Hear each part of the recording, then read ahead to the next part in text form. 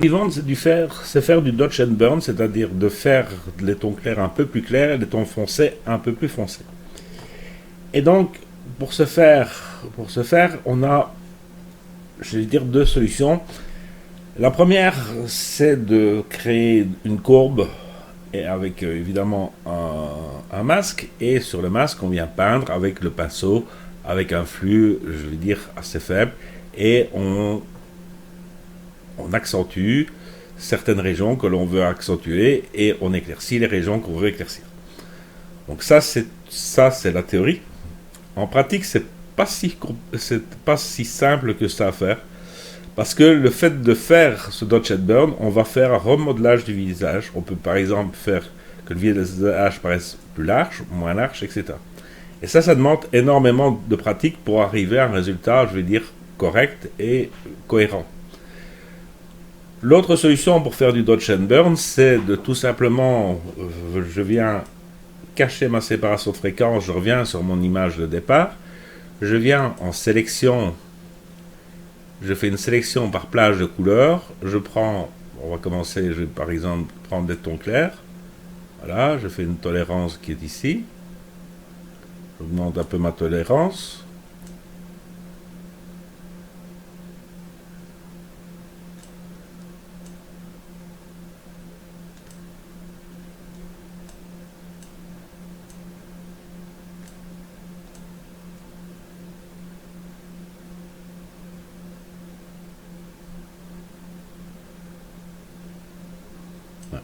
donc ça ce sont mes tons clairs.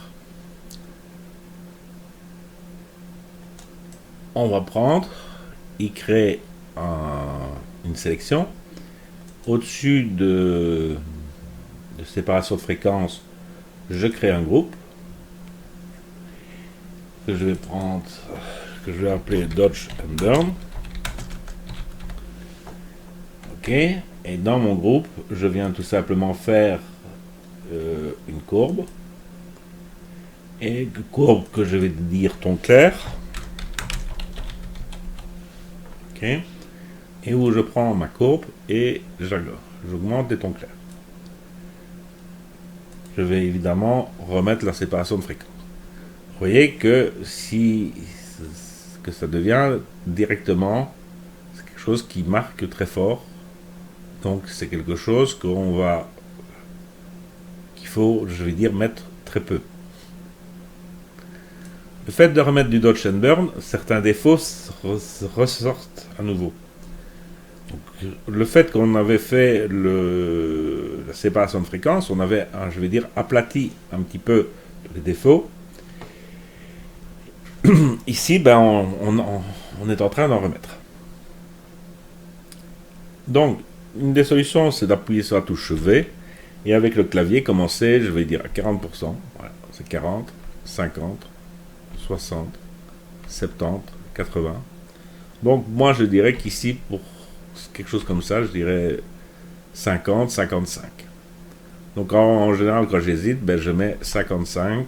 Donc, ça me permet c'est que je suis entre 50 et 60, et ça qui me paraît correct. Donc voilà la différence sur le visage.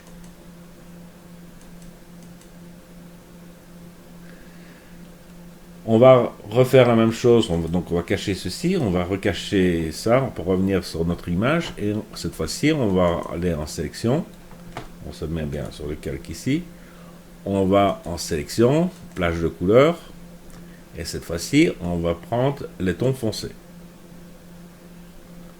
Voilà où lui estime qu'il y a des tons foncés dans l'image.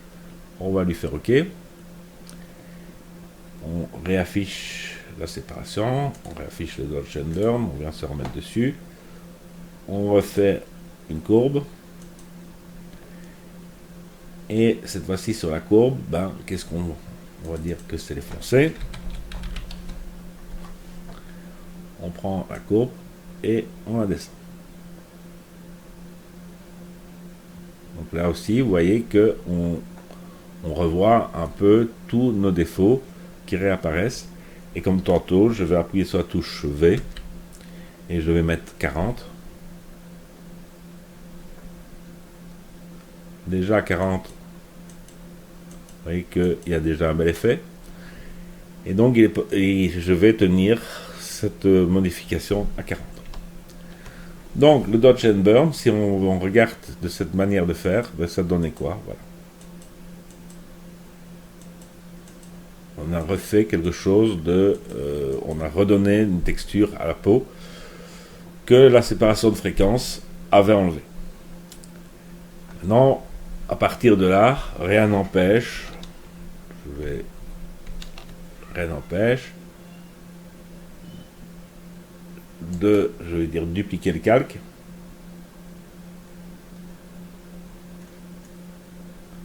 Défoncer par exemple. Ok. Donc ça devient trop. Je viens faire une édition, remplir rien qu'avec du noir. Ok. Et rien ne vous empêche avec votre pinceau, avec une couleur noire, avec une couleur blanche, pardon, venir accentuer certaines zones.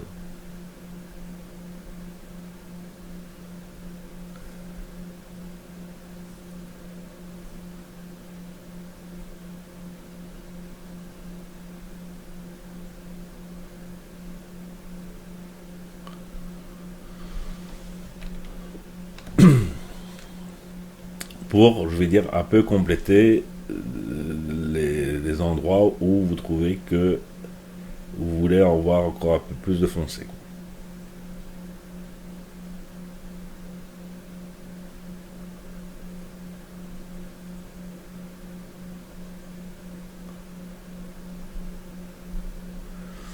Donc comme d'habitude, si vous êtes avec une souris, il faut envisager ça de manière un peu plus light, quoi.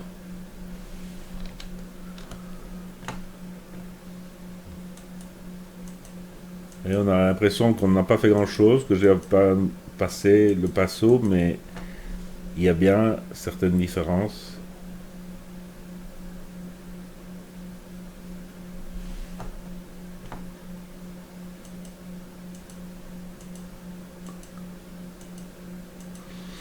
Donc tout l'art là-dedans, c'est de rester, je vais dire, assez subtil. Ensuite, on va faire des corrections qui vont paraître bizarres. Moi, il y a plusieurs choses qui m'ennuient dans cette image. C'est ça, certainement le gilet qui a un pli, le pli ici dans le gilet, d'accord. Voir est-ce qu'on peut faire quelque chose pour enlever tout ça. Il y a un petit défaut ici dans le gilet qui est là. Le rouge à lèvres ne me plaît qu'à moitié. Et est-ce qu'on ne peut pas essayer de faire quelque chose de mieux pour le, je vais dire, pour l'œil, etc., etc., etc. Donc pour essayer de faire un peu de maquillage et essayer de voir les cheveux, est-ce que je peux rattraper quelque chose.